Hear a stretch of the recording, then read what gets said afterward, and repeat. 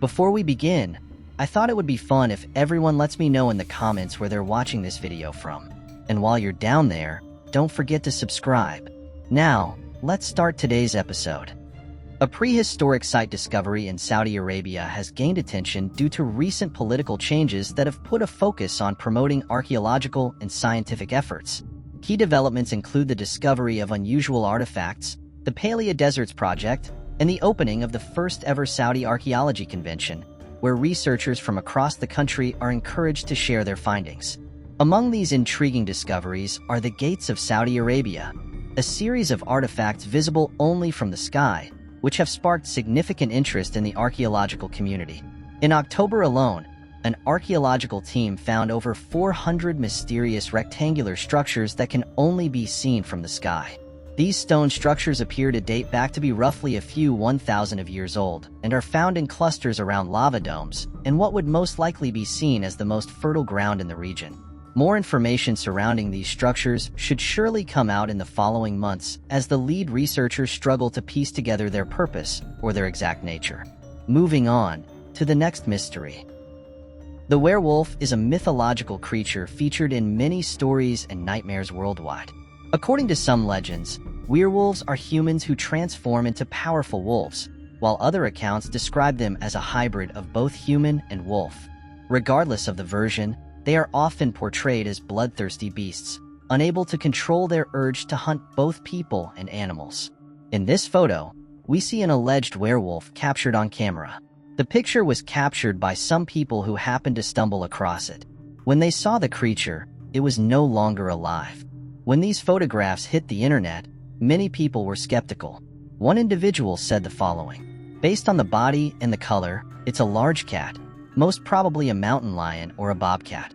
The body on its back looks just like a shaped cat that's about to go into surgery, and the teeth, specifically the canines, come in at an angle." Another user said the following: "By the fur color, it's a werewolf. Bears do not have that gray fur, they have brown. Bears don't have teeth like that either, they're too sharp. And werewolf's teeth are slightly more yellow than that. The long neck and muscles, including his biceps, proves it's a werewolf." There really isn't much information on these pictures, so it's hard to reach a conclusive answer. But what do you guys think? Does this photo show a real werewolf? Or is it some kind of animal? Let me know your theories in the comments. Some legends maintain werewolves could shapeshift due to a curse. Others state they transform with the help of an enchanted sash or a cloak made of wolf pelt.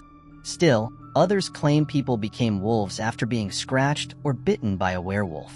In many werewolf stories, a person only turns into a wolf when there's a full moon, and that theory may not be far-fetched. According to a study conducted at Australia's Calvary Newcastle Hospital, a full moon brings out the beast in many humans. The study found that of the 91 acute behavior incidents at the hospital between August 2008 July 2009, 23% happened during a full moon. Patients attacked staff and displayed warlike behavior such as biting, spitting, and scratching. Although many individuals were reportedly under the influence of drugs or alcohol at the time, it's still unclear why some transformed during the full moon. Peter Stubb, a wealthy 15th century farmer from Bedburg, Germany, is perhaps the most infamous werewolf in history. According to local folklore, he would transform into a wolf-like creature at night and devour many residents of Bedburg. Peter was eventually accused of the attacks after hunters claimed they saw him shapeshift from a wolf back into a human. One thing is certain: the tales of werewolves are countless and enduring. Moving on to the next mystery. Nikola Tesla spent much of his life living in hotel rooms rather than homes and was known for accumulating large debts, which he would often pay off in lump sums with help from multimillionaires, investors, and friends. However, there was one instance when Tesla couldn't settle his debt and instead offered the owner of the hotel a mysterious, incomprehensible device in exchange. At the time, Tesla owed the Governor Clinton Hotel in Manhattan $10,000, and the hotel owner demanded immediate payment, threatening to evict Tesla if he couldn't pay. He quickly bargained with the hotel owner that he could pay the debt with one of his most prized possessions, pointing towards a large suitcase. Tesla then explained that the suitcase contained a device capable of emitting a large death beam that would be able to take down any governments, enemies, and would be a necessary tool during the end of days. The owner, treating his words very seriously, accepted the payment and viewed himself as a protector of one of Tesla's greatest inventions to be used to one day save the world. Years later, after Tesla had passed away, an MIT scientist working for the National Defense Research Committee went to investigate this suitcase to be used by the United States government. The scientist wrote that he had spent a considerable amount of time researching the suitcase, praying to himself and reflecting on his life before opening the suitcase in fear he would perish. When the hotel owner opened the suitcase, he found nothing but a collection of random electrical components and junk. The so-called death beam was revealed to be a scam. Moving on to the next mystery. Several years ago, Italy's National Committee for Cultural Heritage made a strange discovery while using a microscope with high magnification to capture detailed images of various paintings. Upon examining the brushstrokes on the Mona Lisa with this technology, they found that certain areas of the canvas revealed a series of letters and numbers hidden within the brushwork, scattered across different features of the painting. The most noticeable symbol is that located in Mona Lisa's right eye that shows the Latin letters L and V. Experts believe this to represent the name of Leonardo da Vinci, of whom included the letters as additional proof of the piece. Under the left eye, however, is a different story. In unclear outlines, two letters are shown that researchers believe could either be CE or CB. Other images in the background show the number 72 and the letter L followed by a number 2 on an arch near the mountainous background landscape. It is believed that additional letters, not shared with the public, were deliberately included in the Mona Lisa to help identify forgeries if the painting were ever to go missing, as it did in the early 1900s. While the letters in the right eye have clear symbolic meaning, researchers remain uncertain about the significance of the other letters and numbers scattered throughout the painting. These markings are thought to provide valuable clues related to the painting's creation or significant events in Leonardo da Vinci's life. Despite numerous theories, the mystery surrounding these hidden symbols continues to intrigue researchers, leaving many to wonder if their true meaning will ever be fully uncovered. Moving on to the next mystery. Kenakes III is a little-known figure from ancient Egyptian history, believed to have lived during the Old Kingdom period, around 2500 BCE, often referred to as the Unknown Queen. Her identity and the specifics of her reign remain mysterious, with little documentation available about her life and rule. The only evidence of Kenakes III's existence comes from a small number of inscriptions and artifacts found in the pyramid complex of her son, Pharaoh Neferfra, who ruled for a brief period during the 5th dynasty. One of these inscriptions refers to Kenakes III as mother of the king and king's wife, indicating that she held a position of high status and likely played an important role in the royal court. Despite the limited information available about Kenakes III, some scholars have suggested that she may have been a regent or co-ruler during the early part of Neferfra's reign, as there is evidence that he may have ascended to the throne at a young age.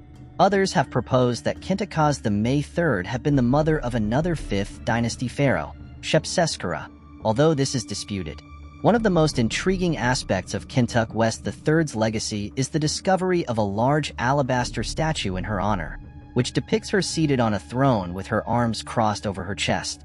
The statue is notable for its high level of craftsmanship and attention to detail and is considered one of the finest examples of Old Kingdom statuary. Despite the tantalizing clues about her life and reign, much about Kentakes III remains a mystery, and her legacy continues to intrigue scholars and enthusiasts of ancient Egyptian history and culture. Why is there no mention of Nefertiti passing away? The reason why there is no mention of Queen Nefertiti's passing in Egyptian history is still a matter of speculation and debate among historians and Egyptologists. There are several possible explanations for this. She passed away during the reign of her husband, Akhenaten, and he may have deliberately erased any mention of her from official records in an attempt to suppress her memory and erase her influence. She may have outlived Akhenaten and ruled as a pharaoh in her own right for a short time after his passing, but her reign was brief and not significant enough to be recorded in official histories. Her demise may have occurred during a period of political upheaval or transition when the central authority of the pharaohs was weakened and official records were not properly maintained.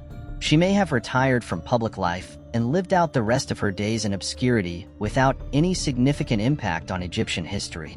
The burial place of Queen Nefertiti remains one of the greatest unsolved mysteries of ancient Egypt. Despite decades of excavations and searches, her tomb has never been definitively identified or located. There have been several theories and possible locations suggested for Nefertiti's tomb, including the Valley of the Kings, the Valley of the Queens, and the area around Amarna, where she and her husband, Akhenaten, had their capital city.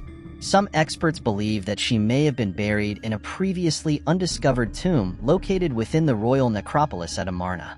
In recent years, several promising discoveries have been made in the search for Nefertiti's tomb, including the identification of a hidden chamber in the tomb of Tutankhamun. Some have speculated that this chamber could be the final resting place of the queen. However, further investigation is needed to confirm this theory. Until Nefertiti's tomb is found, the exact location of her burial remains a mystery, adding to the intrigue and fascination surrounding her legacy. To the next mystery. Jim Thompson, an American businessman and former military officer, is best known for reviving the Thai silk industry in the mid-20th century. His efforts brought global recognition to Thai silk and helped preserve the craft during a time when it was on the verge of disappearing. However, Thompson's legacy is overshadowed by one of the most enduring mysteries of the 20th century: his sudden and unexplained disappearance. His sudden and unexplained disappearance in the Cameron Highlands of Malaysia on March 26, 1967. Despite extensive searches and numerous theories, the fate of Jim Thompson remains unsolved, leaving behind a fascinating enigma that continues to captivate the world. Born in 1906 in Greenville, Delaware, Jim Thompson was a man of diverse interests and talents. He studied architecture at Princeton University and later worked as an architect in New York City. During World War II, Thompson joined the Office of Strategic Services, the precursor to the CIA, and was stationed in Southeast Asia, where he developed a deep fascination with the region's culture and traditions. After the war, Thompson settled in Thailand and became involved in the country's silk industry, which at the time was a cottage industry on the verge of collapse. Recognizing the beauty and potential of Thai silk, he dedicated himself to reviving the craft. In 1948, he founded the Thai Silk Company, which quickly gained international acclaim. Thompson's keen eye for design, combined with his marketing skills, transformed Thai silk into a luxury fabric coveted by fashion designers and customers worldwide. By the 1950s-1960s, Thompson had become a prominent figure in Thailand, earning the moniker the Silk King. He was also a well-known socialite, hosting lavish parties at his Bangkok home, which itself became a tourist attraction known as the Jim Thompson House. The house, a stunning blend of traditional Thai architecture and Western comforts, showcased his love for Southeast Asian art and culture. Jim embarked on a brief weekend holiday in March 1967 to visit a friend's residence, the Moonlight Bungalow, located in the scenic 5,000-foot-high rainforest of the Cameron Highlands in central Malaysia. On the Sunday of Easter, March 26th, he attended church, had lunch with his hosts and a companion, and then took a stroll in the afternoon while they were taking a nap. The most extensive land search in Southeast Asia was conducted, involving hundreds of individuals working full-time for 11 days.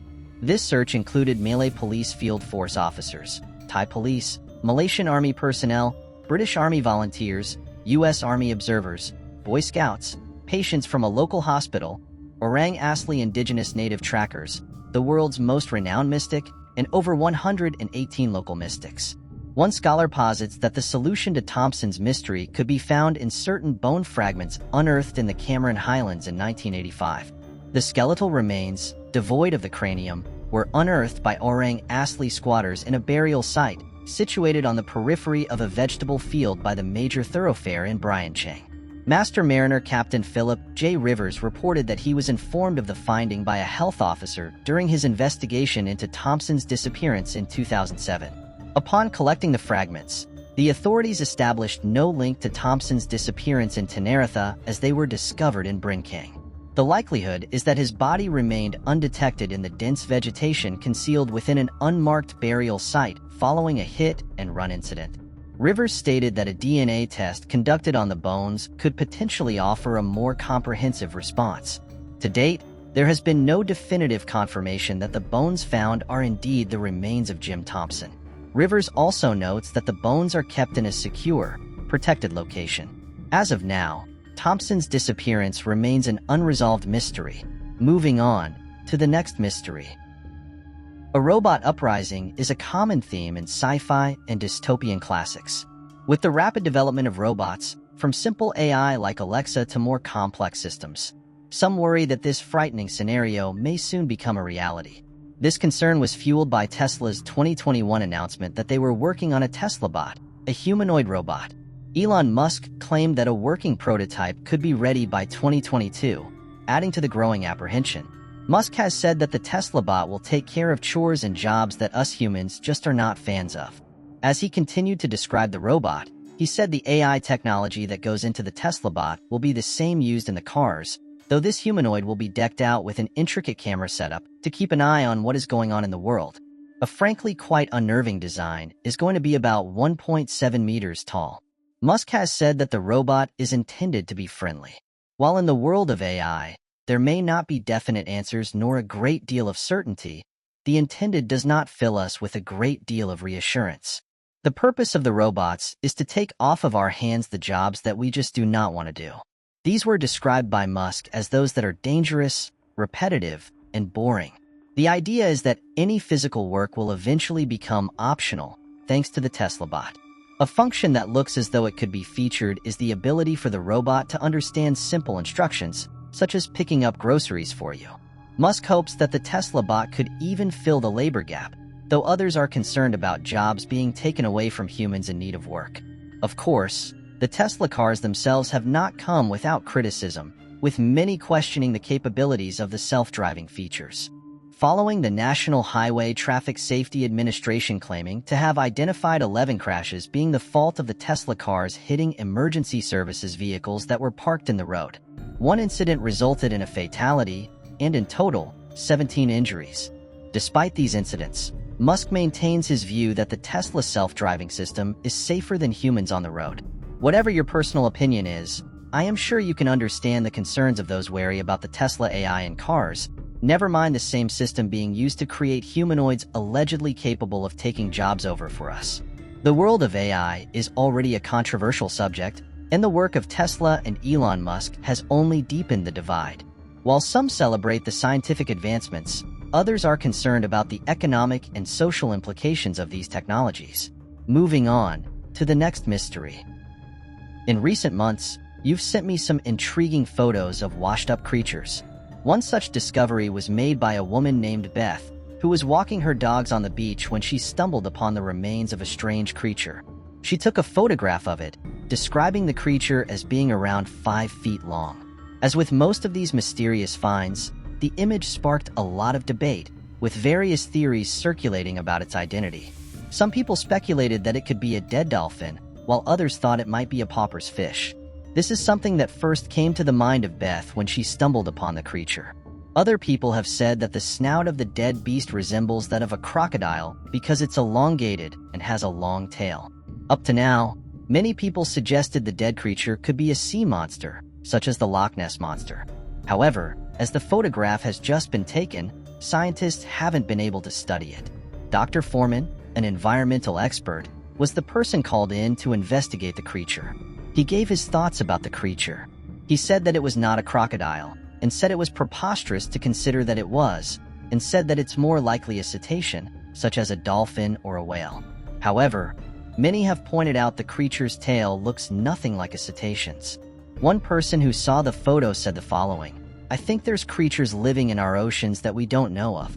Every so often, creatures wash up on our beach that scientists can't explain. It happens here in the US all the time." Another person agreed, saying the following: "I don't know what it is, but it doesn't look like a whale. It could have been a crocodile that washed up on the shore." It's important to remember that we have explored less than 5% of the ocean. Much remains to be learned from exploring the mysteries of the deep. Incredibly, while humans have explored and mapped much of Mars and the Moon, only a small portion of Earth's oceans has been explored. This raises an intriguing question. What could this mysterious creature be? With so much of our own planet still left to discover, the possibilities are endless. What do you think it is? Moving on to the next mystery. Some people believe that life exists on Mars, and over the years, there has been no shortage of photos fueling these theories. In one such photograph, theorists have identified what they're calling a bison. This alleged bison was discovered in 2015, and one individual commented, "This is incredible. It seems that every other week, another animal is spotted on the red planet. I think that in some locations on Mars these animals are still living." The photograph has been featured on many websites, with some individuals suggesting that it shows a real bison on the red planet. Some have even pointed out the object, even cast a shadow. It's unclear if life exists on Mars today, or if it ever did. Some researchers are excited about features such as slopes, which sometimes appear to show dark streaks. This has made some believe there could be wet soil on the planet. But scientists have come forward and said it's unclear if the streaks are due to running water or dry soil flow. There are several missions at Mars trying to determine how habitable the planet was in the ancient past. Pictures from orbit clearly show ancient water channels, while rovers on the ground have seen many types of rocks altered by water. But years ago, the extensive running water diminished and must became a dusty, windy planet. Theorists think the planet is inhabited by certain creatures. For the last few years, many alleged animals have been discovered, of which include a crocodile, a crab, a rat, and a snake. Scientists say there is no evidence supporting the claims that animals live on Mars. There just so happens to be shapes on the planet that look like animals. Scientists have explained there is a name for this psychological phenomenon. It's called pareidolia, and it's probably an evolutionary trait. This psychological oddity makes us see familiar objects in apparent random shapes such as Mars, rats, faces, bears, and snakes. Pareidolia is the same thing that makes us see faces of a cat in burnt toast and elephants in clouds. However, some don't think it's pareidolia and believe that Mars is inhabited by animals. One viewer shared their thoughts, saying, "Some of them I think are rocks, but when you look at some of the photos, they look too real to be just rocks." For example, the crab creature found on a rock. I believe it shows a real Martian animal. So, what do you think? Could there be animals living on Mars? Or are these just optical illusions or unusual rock formations? Moving on to the next mystery. A recently uncovered burial site in Greece has sparked excitement, though details about the find are being withheld to prevent looters and raiders from targeting the area. Early reports from the excavation team describe a strange tomb containing the remains of a warrior, along with rooms packed with precious metals and colorful gemstones. Initially, researchers believed they were excavating the site of a typical ancient Greek house, only to discover the tomb of a wealthy Bronze Age warrior. Within the tomb was found a preserved bronze sword with an ivory hilt covered in gold, gold cups, and jewelry, as well as hundreds and hundreds of beads made from precious gemstones such as amethyst and jasper.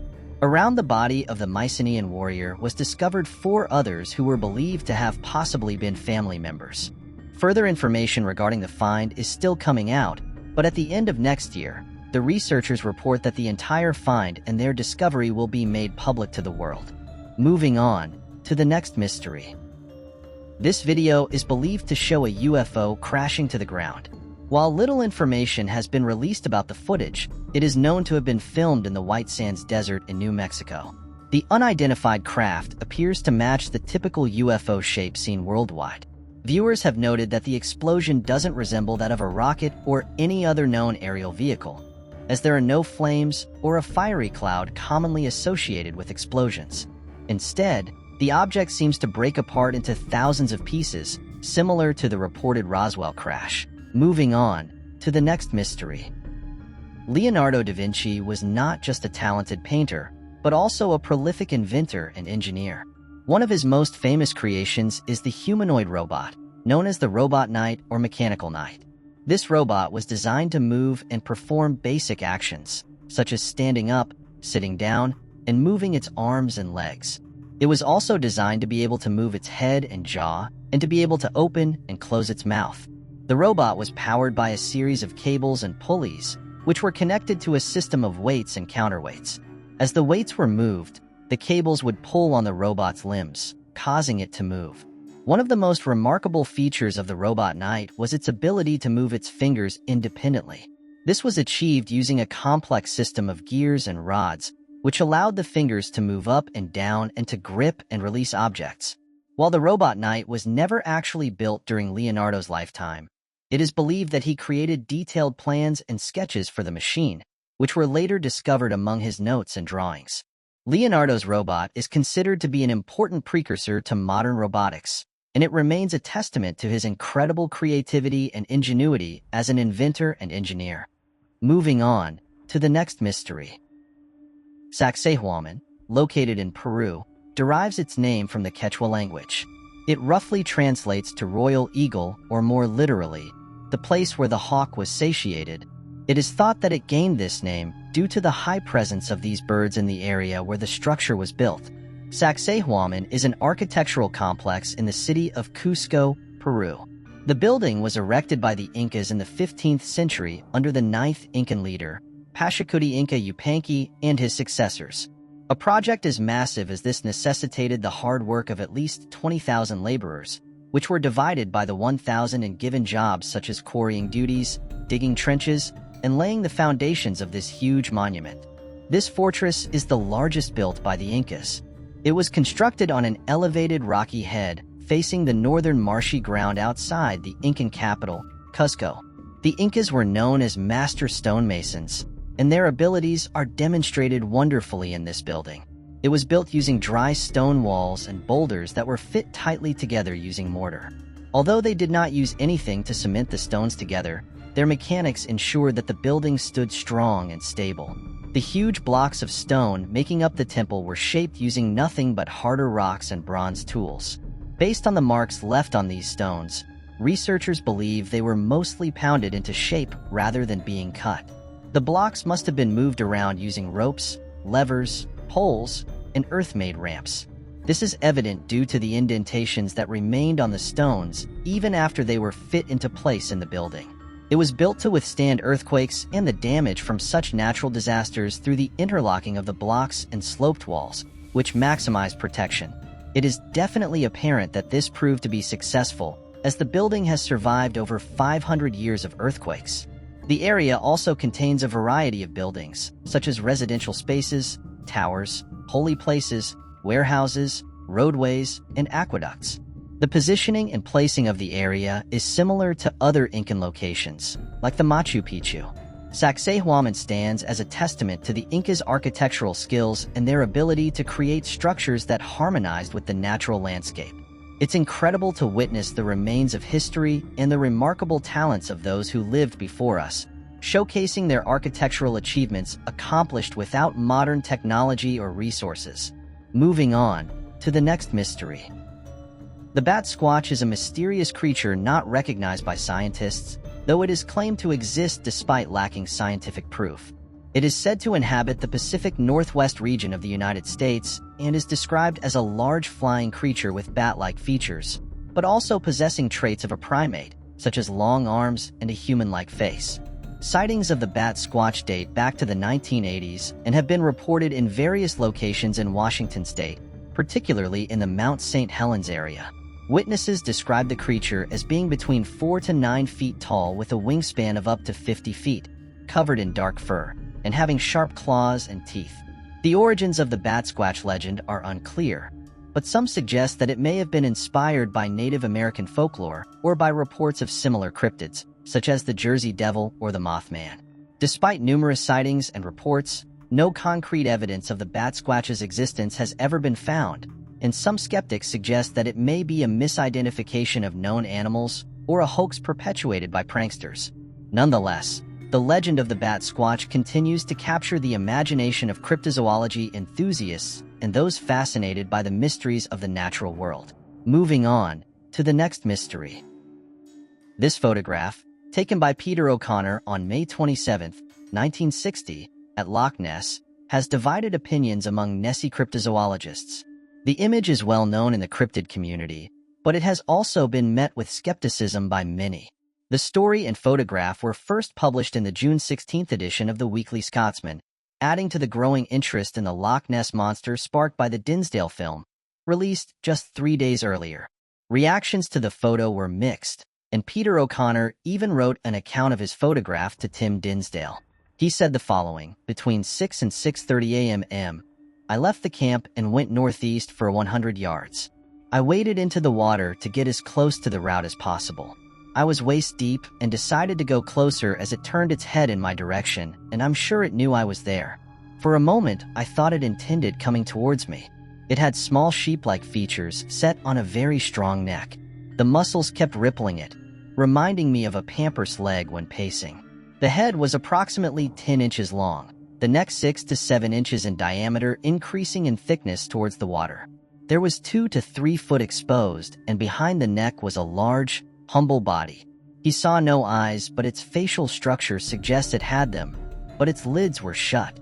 The skin appeared smooth as on a seal, but could have been fine scale. When he took the photograph with a flashbulb inserted, he turned and yelled to his companion who was lying in the tent, and as he did, he gave the camera a couple of turns and took another photo of it disappearing with a great deal of commotion in the water. His friend said he saw something black for an instant and the water disturbance, which was not small. He was within 25 yards of the creature when the photograph was taken and was not sure if the light or his voice frightened it. He goes on to say that he's pretty sure this creature was the Loch Ness Monster. Explanations for what he saw ranged from wakes in the water to a sea mammal, but looking at the photo, it doesn't seem to be any of those things. But what do you think? Does this photo really show the Loch Ness Monster? Let me know in the comments what you think it is. Moving on to the next mystery. Jeanette Christine De Palma was born on August 3, 1956, in Jersey City, New Jersey. She appeared to be a typical middle-class teenager, albeit with a strong religious inclination. The daughter of Salvador and Florence De Palma, she grew up in a large Italian family alongside 3 brothers and 4 sisters. According to some accounts, Jeanette and her older sister, Gwendolyn, turned to the Church of God to help overcome family struggles related to substance abuse. She was reportedly planning to attend Bible college and actively participated in community outreach programs assisting drug addicts. However, perceptions of Jeanette varied. Some saw her as a rebellious teen, while others viewed her as deeply committed to her faith. There were even suggestions that her religious devotion may have been more reflective of her parents' expectations than her own beliefs. By August 1972, at the age of 16, Jeanette was working at a clothing store, balancing her faith, personal aspirations, and the challenges of adolescence. Jeanette De Palma told her mother she was taking the train to a friend's house when she left her home on Clearview Road in Springfield Township, New Jersey, on Monday, August 17, 1972. However, she never arrived at her friend's house, nor did she return home. Her parents, growing increasingly worried, reported her missing to the local police station that evening. 6 weeks later, on September 19th, a decaying body was discovered on a rocky cliff within a quarry in Springfield. The grim discovery was made after a neighborhood dog returned home carrying a human forearm in its mouth. This prompted a search of the area, which led authorities to a set of skeletal remains lying face down. Eyewitnesses to the scene reported unsettling details, claiming the remains were surrounded by bizarre and potentially occult items. While descriptions varied, the most widely accepted account suggested that Jeanette's body had been placed inside a makeshift coffin constructed from logs and branches, with small wooden crosses arranged inside. Some residents even claimed the body was positioned atop a pentagram and surrounded by mutilated animal corpses. However, local law enforcement denied these claims. The discovery fueled speculation that Jeanette's death was linked to witchcraft or ritualistic activity. This theory gained traction due to the area's long-standing nickname, the Devil's Teeth, which locals had used for decades to describe the jagged cliff where her remains were found. Jeanette's dental records were used to identify the body as hers. The things she was last seen in, the tan pants, navy blouse, and flip-flops, were still on her. Regretfully, the autopsy did not provide the authorities with much information. There are no visible indications of bone fractures, gunshot, or knife wounds on her body or in her clothing, and no drug paraphernalia was discovered on or around the body. The coroner and other officials were unable to provide an explanation for the unusually high levels of lead discovered in the remains. Although the exact cause of death is unknown, the coroner believed the 16-year-old girl had been strangled, which prompted law enforcement to begin a hurried and, to be honest, insufficient homicide investigation. Police were tipped off about a homeless man who lived in the woods close to Gannett's body early on in their investigation into his ruthless murder. Locals called the drifter Red, and they said that after Jeanette vanished, he left his camp in the woods. Though it seemed that this was a tip worth following up on, the prosecutor's office in Union County soon found that Red was unrelated to Jeanette's case. How they arrived at this choice is uncertain. Investigators are still looking into the matter in spite of this setback. Still, it wasn't long until the leads stopped coming in. The fact that none of Jeanette's friends or acquaintances provided reliable information about her lifestyle added to the case's cold case status. Newspapers such as the Star-Ledger and the New York Daily Times started to speculate 2 weeks after Jeanette's body was discovered that she might have been the victim of a cult sacrifice, a practice that might have been carried out by Satanists or a local coven working in the nearby Watchung Reservation, a nature reserve in Union City, New Jersey. Long after Jeanette's case went cold, whispers about the Watchung Reservation and rumors about her death persisted. An anonymous letter about Jeanette's situation started to arrive at Weird NJ magazine in the late 90s and early 2000s. Mark Moran, the editor and co-founder, started looking into the case and recording strange information, such as claims that the Springfield Police Department had misplaced or destroyed the case file. In relation to this, the police department maintained that Hurricane Floyd in 1990 caused flooding, which resulted in the fire. Unknown sources, however, claimed that a copy of the file still existed. Later, Mark Moran collaborated with Jesse Pollock, one of his magazine's correspondents, to create a book about the case. After conducting extensive research, they came to the following conclusions. There was a chance of a cover-up, the case was connected to other unresolved crimes, and there were a number of previously unidentified suspects. No one, not even law enforcement, that the writers contacted for the book was willing to be on record or have their name published, according to an article on the Weird NJ website that covers the case and the book written about it. Locals believed that the murderer was still at large, that the killing was connected to a cult, and that the police were somehow complicit in the crime's cover-up.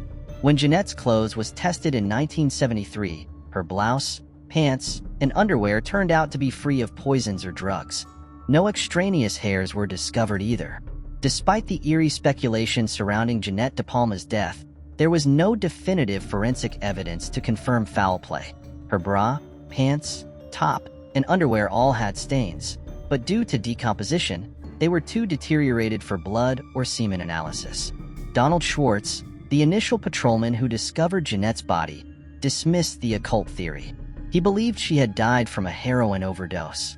This theory is shared by several internet detectives who argue that the case is supernatural. Moving on to the next mystery. That night, Kim called her sister Kathy from a payphone near 11 Mile Road and Gresham Avenue. She told her she was staying out late and sounded cheerful. That was the last time anyone heard from her. When Kim never returned to Annie's house or home the next morning, her family became alarmed. By the following day, they reported her missing. Despite extensive searches, no solid lead surfaced. Friends and family distributed flyers, and police followed every tip, but Kim had seemingly vanished without a trace. Some speculated she ran away, but those closest to her insisted she wouldn't have left voluntarily. Years later, authorities began to suspect Kim may have been one of the victims of an unknown serial predator. Her case was linked to a larger investigation into the Oakland County child killer, though no definitive connection was ever made. In 2018, police searched a property in Macomb Township belonging to a suspected serial killer, Arthur Ream, hoping to find evidence related to Kim and other missing girls. Ream, already convicted of murdering a 13-year-old girl in 1986, had reportedly boasted about killing multiple young girls and burying them in the area. However, no remains were found, and Kim's fate remains unknown. To this day, her case is unsolved, and her family continues to seek answers. By the time morning arrived and there was still no sign of Kim, her family knew something was wrong. Her grandparents, who had assumed she was at Annie's house, were devastated when they realized she had never spent the night there. Kim's disappearance was reported to the police, but because she had a history of sneaking out, authorities initially treated her as a runaway. Days passed without any leads, and concern deepened. Those who knew Kim best insisted she wouldn't have vanished voluntarily. She loved her family and had never stayed away this long before. As the days stretched into weeks, the case took on a darker tone. Investigators eventually connected Kim's case to a pattern of child disappearances in the area, including the notorious Oakland County child killer case, though no direct link was ever established. Later, serial predator Arthur Ream emerged as a potential suspect, leading to a large-scale search of a wooded area in Macomb Township in 2018. Authorities believed Ream may have buried multiple victims there, including Kim, but the search yielded no answers. To this day, Kim's case remains unsolved. Her family and friends continue to hope for closure, clinging to the memories of the adventurous, spirited girl who vanished into the night. Later that morning, she got a call asking her to tell Kim's worried grandmother where Kim was. Annie admitted to her that she didn't know and gave her account of what had occurred the night before. The police were called to the scene within the next few hours. Investigators initially thought that 12-year-old Kim had fled on her own initiative. They assumed Kim shared the same mindset and temperament because her sister Kathy had a history of running away. But Kim's family and Annie didn't think she would just up and leave, noting that even though Kim liked to sneak about and have fun, she would never leave her loved ones in the dark about anything. They sensed that a terrible event had happened. The phone booth that Kim was using the night she vanished eluded law police. A witness observed her using a phone from the party store at Marmon and 9 Mile, despite her assertion that she was using one on the corner close to her grandparents' house. Neither booth's phone records were ever removed, and the little girl's whereabouts could not be monitored by any neighboring CCTV. Nearly every member of the local community was questioned about Kim's disappearance, both formally by the government and informally by friends and relatives. The adolescent sisters were informed that their siblings had arrived in Roseville, but it's unclear what she did next. No one knew where she had disappeared to, and no one had seen her go. Investigators received tips that resulted in interviews, but no more. Additionally, after she vanished, investigators discovered that she might have visited Grand Rapids, Michigan. However, this lead was not fruitful. The authorities quickly reached a dead end. Law police initially thought that Kim vanished because of the Oakland County child killer, an unnamed serial killer who killed 4 children between the ages of 10 and 12 in 1976 and 1977. Before they were killed, the victims of the offender were kept captive for a few days. Kim matches the description of many of the killer's victims, but if her case is one of his, it would be unusual because the murderer frequently leaves his victims unnoticed by hiding them on the side of the road. On the other hand, neither Kim nor her remains have ever been located. David Norberg is another person of interest in the Kim and Oakland County child killers cases. In 1979, Norberg worked in Warren and resided just 2 streets away from the 12-year-old. Norberg has never been prosecuted with any of the kid homicides or anything to do with Kim's disappearance. He was killed in an automobile accident in 1981 near Recluse, Wyoming. But after he passed away, his house contained jewelry that was purportedly owned by a number of the child killer's victims. When his body was excavated in 1999, his DNA was linked to a hair strand discovered on the corpse of Timothy King, the last victim of the child killer. But 3 years later, officials declared that the hair did not match Norberg. It's unknown if Norberg had anything to do with Kim's disappearance or was the murderer. Even though he is not the serial killer, investigators think he may have been involved in the kidnapping of the 12-year-old. Arthur Ream is a man who is the 3rd suspect in the case against Kim. This announcement was made in 2018 after investigators re-examined her disappearance. Ream was found guilty in 2008 of killing 13-year-old Cindy Tsarichki, a young girl who had vanished about the same time in 1986 while dating his son. Ream pretended to be planning a surprise party for his son in order to entice Cindy to a Dairy Cream shop in East Points. Afterwards, he kidnapped her, killed her, and buried her body some 30 miles outside of Detroit. He guided detectives to this spot after being charged with the crime in order to retrieve Cindy's remains. Ream was already serving a 15-year sentence in prison at the time for abusing a 14-year-old girl. In addition, he served time in prison from 1974 to 1978 after being found guilty of sexually abusing a 15-year-old. In an effort to find other victims, investigators excavated the spot where Ream had buried Cindy in 2018. They'd heard that while he was inside, he boasted of having killed 46 other people. Despite not finding Kim's remains, law enforcement was certain that Reem had buried his other victims close by. Reem does not seem to have confessed to authorities about Kim's case or any of the other crimes he is thought to be involved in thus far. Since 2018, there haven't been many updates. Kim's sisters are still searching for answers despite the death of their grandmother in 1995. Annie is hoping that someday they will be able to come to a true understanding. Kim's grandmother bought her a burial plot before she passed away. The last time 12-year-old Kimberly Alice King was seen was on September 15, 1979, when she left her best friend Annie's Warren home. She might have been at the Roseville, Michigan, vicinity of 11 Mile after this. She talked on the phone with one of her sisters from 11 to 11:30 p.m. Never again have we seen or heard from her. Kimberly is characterized as a 5'5" Caucasian woman with blue eyes and blonde hair. When she was last seen, she weighed about pound 105 and was dressed in trousers and a blue sweater. She goes by Kim, and her upper front teeth are spaced apart. It is said that her upper incisor is peg-shaped. Kim will be 55 years old if she survives. You can call the Warren Police Department at 586-574-4700 if you know anything about her disappearance or location. Moving on to the next mystery. Lars' mother, Sandra Mittank, later recalled that her son sounded extremely anxious and paranoid during their conversations. He reportedly told her that he believed he was being followed and that he needed to get out of Bulgaria. The next morning, Lars visited Varna Airport to catch a flight back home. Surveillance footage captured him inside the airport behaving strangely. He appeared agitated, left his luggage behind, and suddenly sprinted out of the terminal, climbing over a fence and disappearing into a wooded area. That was the last confirmed sighting of him. Despite multiple searches and extensive media coverage, Lars Mittank has never been found. Theories about his disappearance range from a medical reaction to his ear injury causing delusions, to foul play, or even an undiagnosed mental health crisis. His case remains one of the most puzzling missing person cases in recent history. Where can I find Cefuroxime 500? What medications were given to him for his ruptured eardrum? What was the name of the antibiotic prescribed? 2 hours after arriving, a taxi transported Lars to the airport. Surveillance footage from the airport captures him entering the medical center with all of his belongings. However, within minutes, he was seen fleeing the airport, leaving his luggage behind, and sprinting out of the building. After exiting, he climbed over a barbed wire fence and disappeared into a nearby forest. From that moment on, he was never seen or heard from again.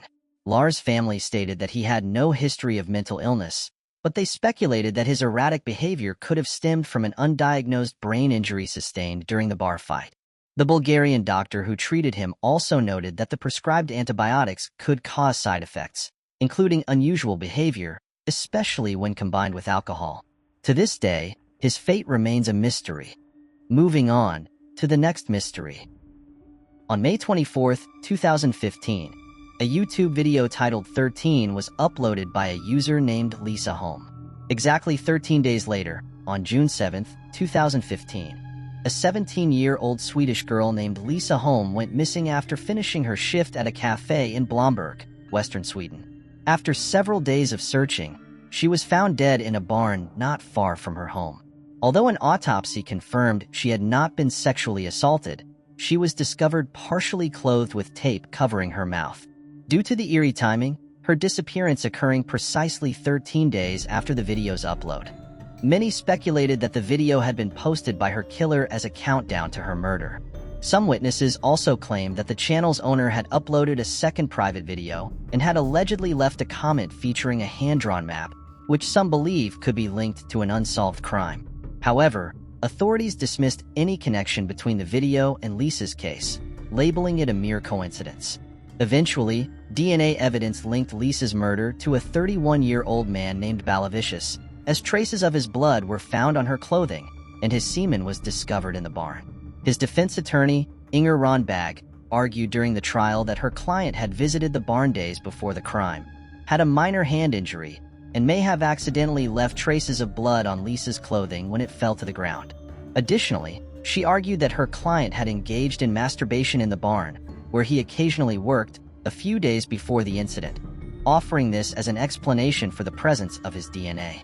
However, The judge ultimately found him guilty and sentenced him to life in prison. The YouTube video was never referenced during the trial, leaving its potential connection to the crime uncertain. Whether it was a chilling clue or merely an eerie coincidence remains unknown. Moving on to the next mystery. Nancy Doherty lived in Chisholm, Minnesota. She was married with 2 children, while her husband was deployed overseas with the Air National Guard. She worked part-time as a caregiver at a nursing home and as a bartender.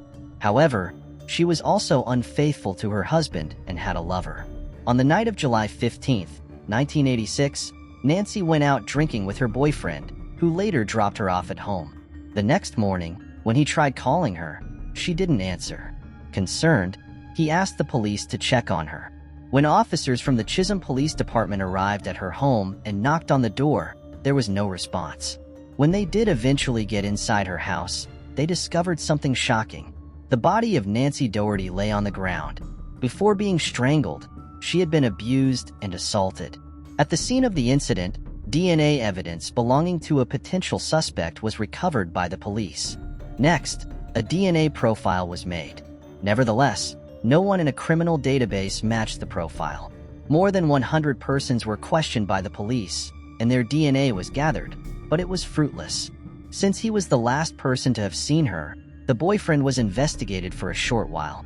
He was excluded, though, as was the spouse. Sadly, the case was abandoned by the police since they had run out of leads. Subsequently, in 2020, officers working for the Chisholm Police Department came up with the notion of getting in touch with Parabon Nanolabs, a business that assists law enforcement agencies in finding leads by analyzing public genealogical databases. The work of Parabon Nanolabs was found in a parent match. Michael Allen Carbo Jr., 52, resides in Chisholm, Minnesota. A few questions were raised by Michael's identification. Nancy was unknown to Michael, who was only a teenager when she was killed. Back in 1986, he wasn't even considered a person of interest. However, a later forensic analysis confirmed that Michael's DNA matched the original profile. As a result of his arrest in July 2020, he now faces a potential prison sentence of up to 40 years. This is the day Nancy Doherty's family and the entire town of Chisholm have been waiting for over 34 years, said Chisholm Police Chief Vern Manor. He also shared a heartfelt message from Nancy's daughter, Gina. Helping people was my mother's passion. The immense void left in so many lives, including mine, is indescribable. Moving on to the next mystery. In 1987, 82-year-old Opal Weil lived alone in Pinellas County, Florida, though she was frequently visited by family members. She resided near her brother and sister-in-law, who kept in close contact with her. On February 9, 1987, Opal's sister-in-law called her, but when she received no answer, she grew concerned. Assuming Opal might be out for her usual walk, she continued calling every 5 minutes. Yet still, there was no response. When Opal's sister-in-law decided to check on her in person, she noticed something unusual. The kitchen nightlight was still on, even though Opal always turned it off by 6 a.m. Upon further inspection, she discovered a window pane missing from a door leading into the house, propped up against an exterior wall. Inside, she was met with a horrifying sight. Opal's lifeless body lying in a bedroom. She had bruises all over her face, ligature marks around her neck, and blood around her mouth. When investigators got to the scene of the crime, they saw that a telephone line's ground wire had been severed, but the service had not been interrupted. The window pane showed signs of leather or gloves, but no fingerprints. Additionally, the Florida room door had pry and scratch marks close to the latch. Investigators found that boxes were partially left open and that multiple drawers looked like they had been opened quickly. Among the things taken were Opal's wedding ring and a jewelry box with the lid removed and the felt lining half exposed. Hairs from the individual that authorities thought to be the culprit were found at Opal's residence.